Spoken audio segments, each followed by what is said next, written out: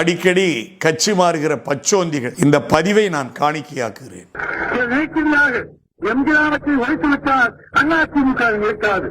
ஐக்கியக்காரர்களே, அதிமுகவும் ராமச்சந்திரன் செத்த பிறகும் 1000 ஆண்டு காலத்துக்கு பிறகும் அதிமுக இருந்து கொண்டே இருக்கும். அண்ணாவின் உருவம் அந்த பச்சோதிக்கு பார்க்கின்ற கருப்பு சொப்பு வீட்டில் உள்ள கொடியை பார்த்து கொண்டே இருக்கும். எனக்கு பின்னாலும் இன்னும் எத்தனை நூற்றாண்டுகள் வந்தாலும் அனைத்து இந்திய அண்ணா திராவிட முன்னேற்ற கழகம் மக்களுக்காகவே இயங்கும்.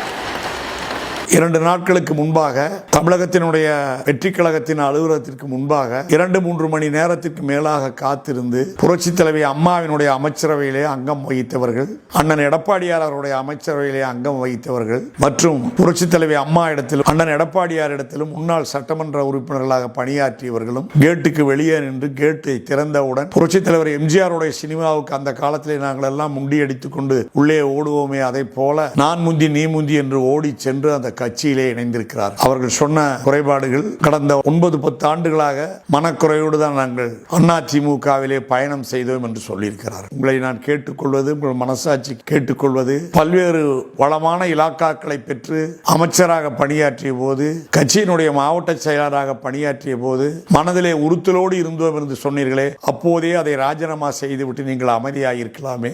ஆண்டு அனுபவித்து விட்டு மீண்டும் புரட்சி தலைவி அம்மாவோடு பணியாற்றி அண்ணன் எடப்பாடியாரோடு பணியாற்றி அந்த உயர்ந்த அந்தஸ்தை எல்லாம் விட்டுவிட்டு இப்போது சேர்ந்திருக்கிற கட்சியினுடைய தலைவரை கூட நேரடியாக சந்தித்து சேர முடியாமல் அந்த கட்சியினுடைய துணை பொறுப்பிலே இருக்கிறவர்களிடத்திலே சந்தித்து அவர்களுடைய ஆசியை பெற்று அவர்களுடைய பாராட்டுக்களை பெற்று அந்த கட்சியிலே சேர்ந்திருக்கிறீர்களே, உண்மையிலேயே உங்கள் மனசாட்சி உங்களை உறுத்தவில்லையா? உங்கள் மனது காயப்படவில்லையா? இப்படித்தான் அனைத்து இந்திய அண்ணா திராவிட முன்னேற்ற கழகத்திலே மாற்றுக் கட்சியிலே இருந்து வந்தவர்களை புரட்சி தலைவி அம்மா அவர்கள் கட்சியிலே இணைத்துக் கொண்டார்களா? தனக்கு கீழ் உள்ள பிரதிநிதிகள் மூலமாகத்தான் சேர்த்தார்களா? உண்மையிலேயே உங்கள் சுயமரியாதைக்கு இது இழுக்காக இல்லையா? நீங்கள் பெற்ற பதவிக்கும் அம்மா இடத்திலே பணியாற்றியதற்கும் எடப்பாடியார் அவர்களிடத்திலே பணியாற்றியதற்கும் எவ்வளவு இழுக்கான செயல் இது என்பதை எண்ணி பார்க்க வேண்டும். தமிழகத்தினுடைய 8 கோடி மக்களும் இதை வேடிக்கை பார்த்துக் கொண்டிருக்கிறார்கள். உங்கள் நோக்கம் எப்படியாவது அந்த கட்சியிலே இணைந்தால் ஆளும் கட்சியிலே மீண்டும் பரிணமித்து விடலாம்.